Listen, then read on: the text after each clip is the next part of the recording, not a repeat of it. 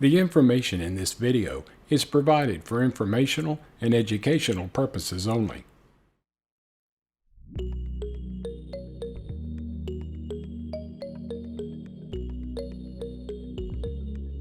Welcome to Dose of Deanne, where you'll get a little shot of what my life is like living with SMA.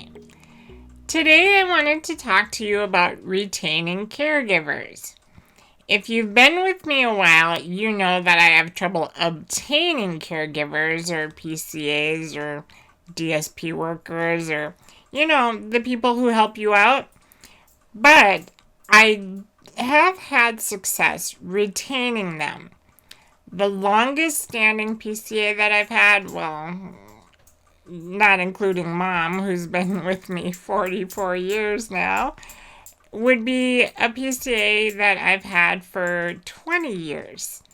The shortest term PCA I have at the moment has been here since 2020.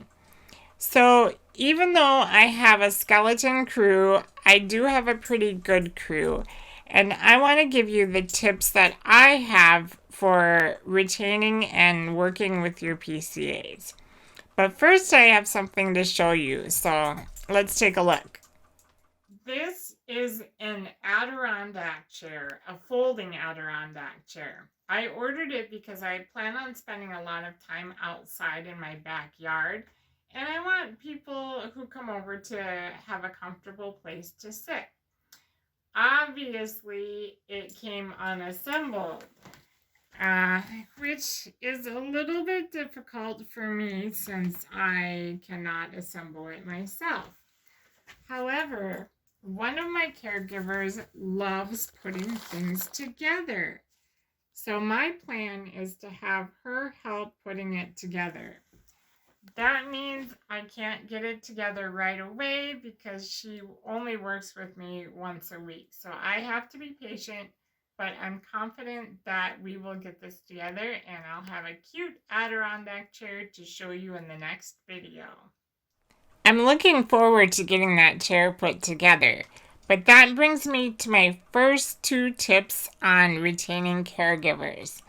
Is number one, figure out what strengths they have and use that to your benefit. The one PC that loves putting things together, she's going to get this Adirondack chair project. And the second tip is patience. That PCA only works for me once a week, so I have to have patience with putting this project together. If I was able-bodied, I maybe would have been able to put it together on my own quickly and have it ready to go. But since I can't, I don't have that option, so I have to be patient. And so that is another area when you can have patience and work with the strengths of your caregivers, it really is helpful. Another thing that I found helpful is what I call keeping it friendish. This is a job that's up close and personal, and my caregivers know a lot about me, and I know a lot about them. But we kind of keep it on a professional level, and I think that's to our benefit. A couple topics that I try to avoid is politics and money, because really that's nobody's business. And everyone has their own opinions and the rights to their own opinions, and I don't want to be arguing about politics when we're trying to get things done. So that's just one more tip that I have.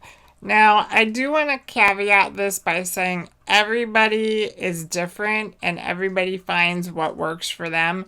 So what works for me might not work for you. But these are just a few things that I've found helpful in my journey with having caregivers. Lastly, I think it's important to show your gratitude. A simple thank you goes a long way. But like I showed you in a previous video, every once in a while I make little gifts that show my gratitude for the effort that my caregivers put in.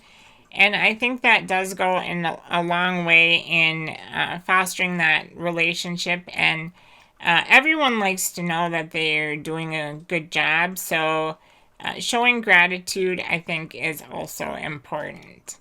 So I want to know, do you have tips on retaining caregivers?